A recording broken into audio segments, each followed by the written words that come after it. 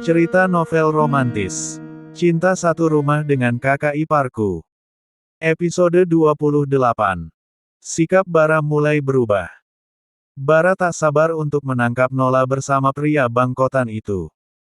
Bara benar-benar merasa terhina dengan Nola. Seharusnya kalau Nola selingkuh, pilihlah pria yang lebih tampan dan lebih kaya darinya. Bukan tua bangka yang bisa saja bangkrut kalau Bara menginginkannya saat ini juga. Kap, udah siap sayang. Echa yang sedang menyiapkan bekal makan siang di meja makan, terkejut karena kecupan di pipinya. Sudah mas. Ayo sarapan dulu. Echa langsung sigap mengambilkan sandwich berisi sayur dan juga daging ayam cincang yang telah Echa grill dengan sentuhan bumbu yang membuat rasanya semakin nikmat. Makasih ya sayang. Iya mas. Echa tersenyum tipis tanpa sepengetahuan Bara. Dia tampaknya sudah mulai terbiasa dengan kata manis dan juga sentuhan dari Bara. Dia juga lekas duduk di samping Bara. Berhadapan dengan kursi yang harusnya diduduki Nola tapi saat ini masih kosong tak berpenghuni. Mbak Olang gak pulang lagi ya mas? Bara tampak melirik ke samping kanannya, pada kursi milik Nola. Biarkan saja. Mulai sekarang tidak usah memikirkan dia. Lebih baik kita fokus aja sama hubungan kita. Maksud mas. Sayang, Nola sampai tak pulang berkali-kali seperti ini, tentunya dia tidak memikirkan kita yang ada di rumah kan. Kalau dia memikirkan kita, pasti dia sudah pulang dan memberi kabar. Jadi tidak udah pikirkan dia lagi ya. Dia sudah sangat tahu apa yang dia lakukan di luar sana. Lebih baik kita pikirkan tentang kita aja. Bara kembali menyantap sarapannya meski Echa masih menatap kebingungan padanya. Sementara di tempat lain, di apartemen mewah yang beberapa hari lalu menjadi pembicaraan Echa dan Bara, Nola baru saja terbangun tadi tidur lelapnya. Jam berapa ini? Nola meraih ponselnya yang ada di meja samping tempat tidur. Hah, jam 8. Nola memekik dan langung terduduk. Tadi malam ia sempat ingin pulang tadi malam, tapi karena pria di sampingnya itu memintanya untuk tidur di sana, Nola tak bisa menolak. Rencananya dia akan pulang selepas subuh agar Bara melihatnya ada di rumah saat Bara terbangun. Tapi sekarang justru sudah jam 8 pagi. Bara juga pasti sudah berangkat ke kantor. Kalau gini terus, Bara lama-lama terbiasa sama kehadiran Echa. Lebih baik aku mengurangi aktivitasku di sini, gumam Nola. Kamu kenapa Sugar?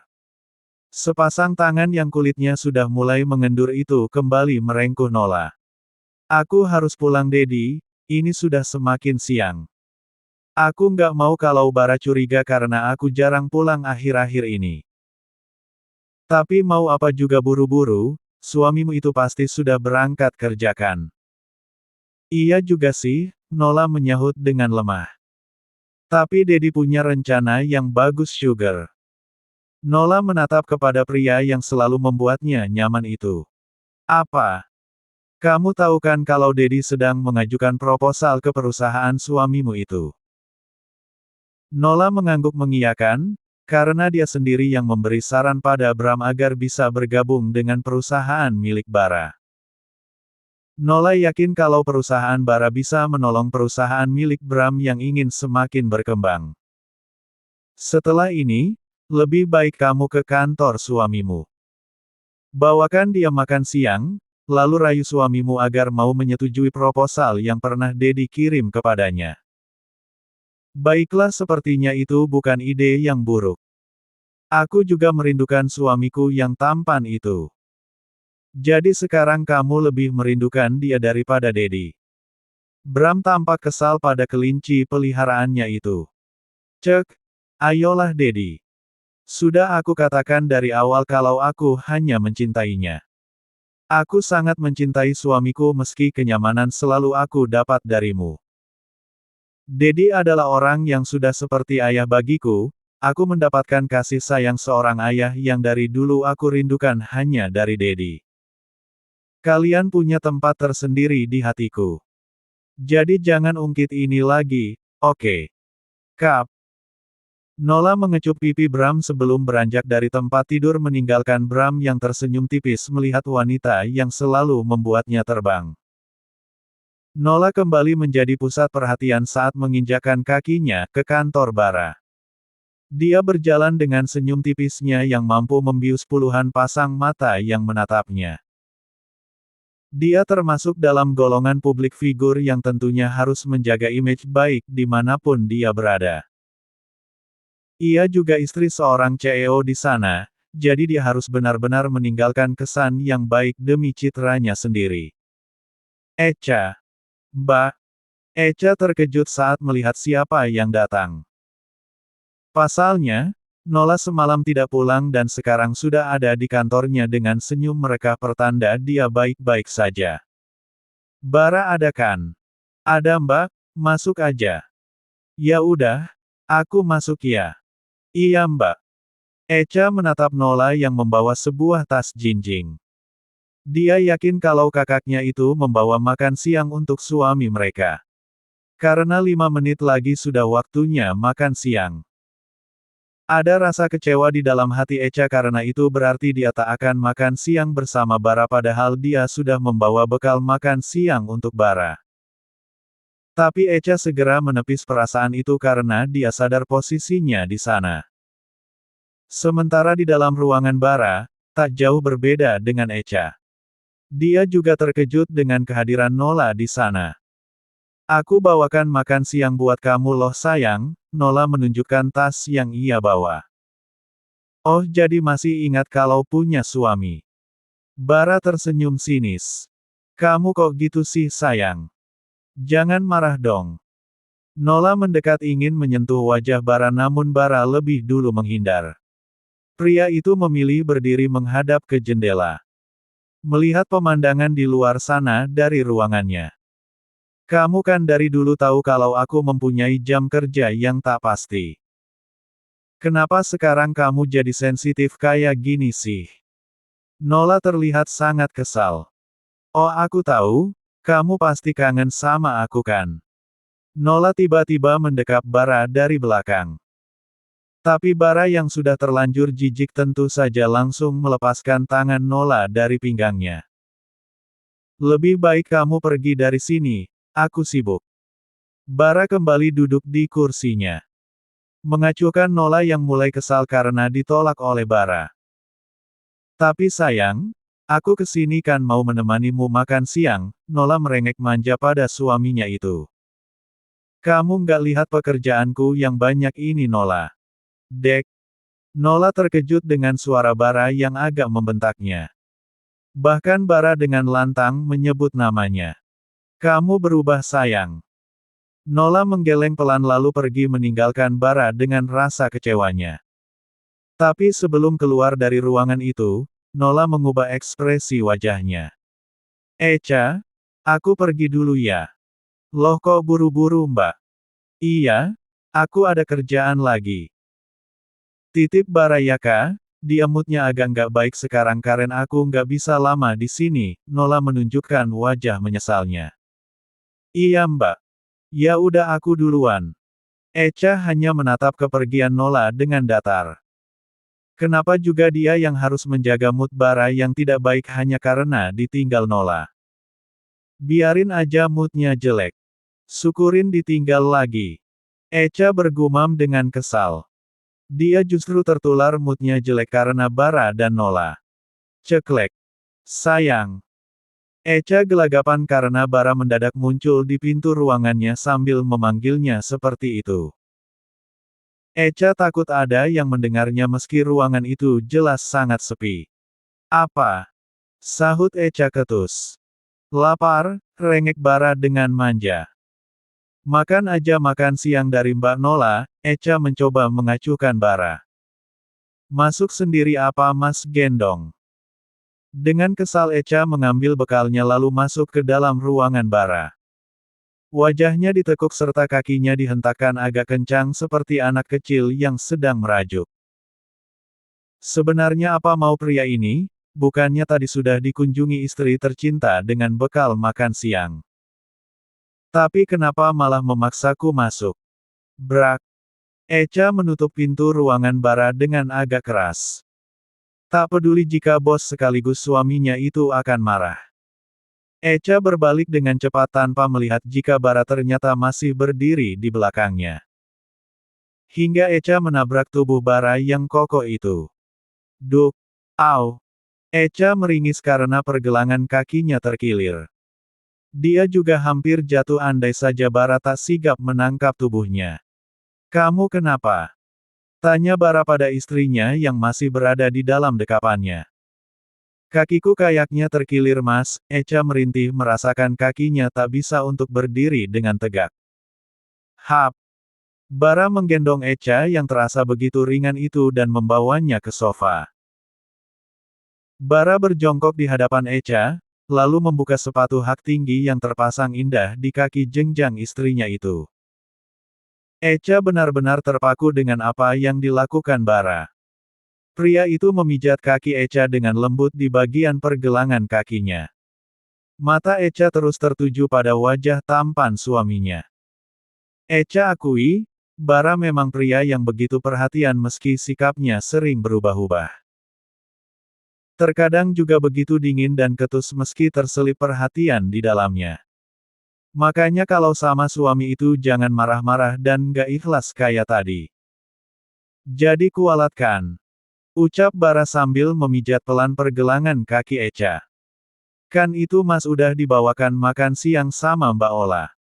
Kenapa nggak makan itu aja? Au. Pelan-pelan dong mas. Echa merintih karena Bara menekan kakinya dengan kuat. Mas kan cuma mau makan masakan istri mas aja. Bukan yang beli kayak gitu, Bara menatap tas bertuliskan salah satu restoran di atas meja yang dibawa Nola tadi. Nanti kalau nggak dimakan, Mbak Ola marah gimana? Biarin aja, mas nggak peduli. Kasih aja sama OB atau yang lainnya biar dimakan mereka. Mas maunya masakan kamu. Ayo suapi mas, biar mas pijitin kaki kamu. Bara beralih duduk di samping Echa dan membawa kaki istrinya itu ke pangkuannya. Echa juga membuka kotak bekalnya tanpa protes lagi. Dia juga menurut untuk menguapi suaminya. Seperti biasa, masakan Echa selalu sesuai selera Bara. Tak diragukan lagi jika istrinya itu benar-benar bisa membuat perut Bara kenyang karena masakan istrinya itu sangat sesuai dengan seleranya. Seperti orangnya, Echa juga sangat sesuai dengan seleranya. Apa dulu kamu sering masak buat mantan pacar kamu itu? Bara tiba-tiba menyinggung soal Evan. Iya, dia pria pertama yang mencoba masakanku. Katanya masakanku sesuai dengan seleranya. Bahkan Evan sering menghabiskan banyak nasi kalau aku yang memasak untuknya. Tiba-tiba Bara merasa kesal dan tidak rela karena ada pria lain yang menyukai masakan Echa. Padahal harusnya itu wajar karena Evan dulunya kekasih Echa dan pria itu jauh lebih dulu dekat dengan Echa. Cek, nggak usah bahas dia lagi. Suka banget kayaknya kalau masakannya dipuji cowok lain. Echa terperangah karena Bara malah menyalahkannya saat ini. Aneh banget ini orang. Tadi yang bahas duluan siapa, sekarang yang marah siapa, batin Echa sambil melirik Bara yang menekuk wajahnya. Setelah memutuskan pergi dari kantor Bara, Nola yang kecewa dengan sikap Bara tadi, akhirnya memilih untuk pergi menemui Yuni. Sebenarnya akhir-akhir ini jadwalnya memang tak terlalu padat dan jauh berkurang dari sebelum-sebelumnya. Alasan yang Nola gunakan untuk meminta izin dari Bara juga hanya Nola manfaatkan untuk jalan-jalan di luar dan menemani Bramantio saja. Nola sadar jika dia salah karena bermain api di belakang Bara. Tapi mau bagaimana lagi, dia terlalu nyaman dengan pria yang umurnya jauh di atasnya itu. Dia juga lebih dulu bersama Bram daripada Bara, suaminya sendiri. Rasa nyaman itulah yang membuat Nola bertahan sampai saat ini meski hatinya memang terpaut pada Bara. Semua itu karena, Nola mendapatkan kasih sayang seperti yang dia harapkan dari seorang ayah kepada putrinya. Dari dulu Nola selalu mendambakan kasih sayang ayahnya yang justru lebih condong pada Echa daripada kepadanya. Sampai ayahnya meninggal pun, Nola sama sekali belum pernah mendapatkan limpahan kasih sayang dari ayahnya. Hingga saat kuliah, Nola bertemu dengan Bram di sebuah acara kampus. Perhatian serta sikap hangat yang diberikan Bram pada Nola membuat Nola lama-lama merasa nyaman dan selalu mendamba kasih sayang dari Bram. Nola ingin selalu dekat dengan Bram yang dianggap seperti ayahnya sendiri. Tak disangka, Bram justru menyambut Nola dengan baik di dalam hidupnya. Hingga tak dapat dihindari lagi, hubungan terlarang mulai terjadi di antara mereka berdua. Nola yang haus kasih sayang seorang ayah, serta istri Bram yang tak bisa lagi melayaninya karena telah jatuh sakit. Hubungan terlarang itu telah berjalan bertahun-tahun sampai saat ini. Sampai Nola bertemu dengan pria yang ia cintai tapi tetap tidak bisa terlepas dari Bram. Nola, sebenarnya ada yang aneh beberapa hari ini, ucapan Yuni membuat Nola menoleh dari lamunannya sejak tadi. Apanya yang aneh? Sudah seminggu lebih, sering ada mobil yang mengikuti kita dari tempat kerja sampai ke rumah. Meski mobilnya selalu ganti setiap hari, tapi aku yakin sepertinya mereka orang yang sama. Masa sih?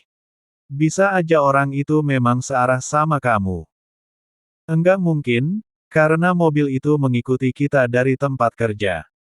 Lalu mengikuti kita sampai apartemen, dan berakhir di rumahku. Setelah aku sampai di rumah, mobil itu pergi, jelas Yuni yang adanya penguntit di sekitar mereka. Aku nggak tahu tujuannya apa, tapi aku minta kamu hati-hati. Dia pasti mengincar kamu dan karir kamu. Nola tampak terdiam, jika benar apa yang Yuni katakan. Tentu saja dia masakan ketakutan. Kalau orang itu mengikuti kita, berarti dia juga sudah tahu hubungannya dengan Bramantio. Apa orang itu orang suruhan Bara? Nola lantas teringat dengan sikap dingin Bara tadi saat di kantor. Bara bahkan sempat membentaknya untuk pertama kalinya. Yun, aku harus pulang. Nola buru-buru mengambil tas dan kunci mobilnya. Sungguh tak biasa saat Bara pulang kerja, Nola sudah ada di rumah. Wanita itu menyambut suaminya dengan totalitas yang tinggi. Nola sudah berdandan dengan cantik, menyiapkan makan dengan berbagai menu meski yang memasak tetaplah Mbak Pon. Nola langsung menyambut Bara saat dia mendengar deru mesin mobil milik Bara terdengar di depan rumah. Dengan senyum yang merekah, Nola membuka pintu untuk suaminya itu. Sayang, kamu udah pulang. Nola langsung menghampiri Bara, meraih tasnya dan merangkul lengan Bara, mensejajarkan langkahnya dengan pria tampan dan matang itu. Lepas Nola. Bara menyingkirkan tangan Nola yang ada di lengannya. Sayang, kamu kenapa sih? Bara tak menghiraukan Nola, dia justru berjalan memutari mobilnya untuk membukakan pintu untuk Echa. Pelan-pelan sayang. Bara menuntun Echa yang mencoba turun dari mobil. Tapi, ucapan Nara tadi cukup membuat Echa dan Nola terkejut. Echa takut jika Nola akan marah karena panggilan sayang dari Bara, sementara Nola tentu saja merasa cemburu dengan kemajuan hubungan mereka berdua. Au! Echa masih merasa ngilu pada pergelangan kakinya. Mas gendong aja ya. Nggak usah mas, aku bis. Mas. Penolakan Echa tak berarti. Dia sudah melayang dalam gendongan Bara. Sekilas Echa bisa melihat wajah Nola yang masam dan siap memuntahkan amarah kepadanya. Echa kenapa mas? Nola mengesampingkan rasa cemburunya dulu untuk mengejar Bara yang telah membawa Echa masuk ke dalam rumah. Kakinya terkilir, sahut Bara setelah menurunkan Echa di atas tempat tidur. Nola menatap ke arah pergelangan kaki kanan Echa yang memerah dan sedikit bengkak. Kok bisa? Tadi aku nggak Iya, Echa kualat karena berani sama suami. Makanya kamu jangan pernah berani sama aku atau sampai berbohong kalau nggak mau kualat kayak Echa. Echa merengut menatap Bara. Dia terkilir juga karena tak sengaja menabrak tubuhnya yang tinggi itu.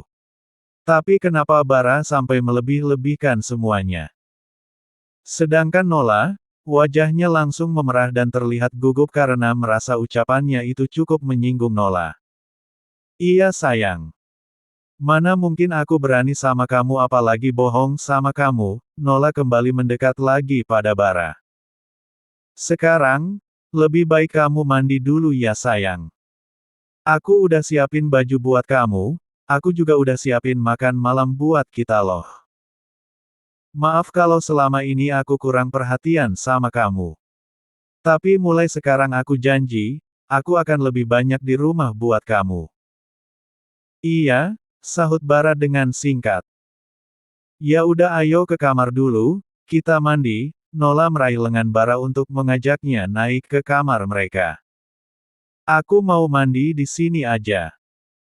Bajuku juga ada yang di sini jadi nggak perlu ambil baju dari atas. Bara mulai melepas jas serta kancing kemeja yang berada di pergelangan tangannya.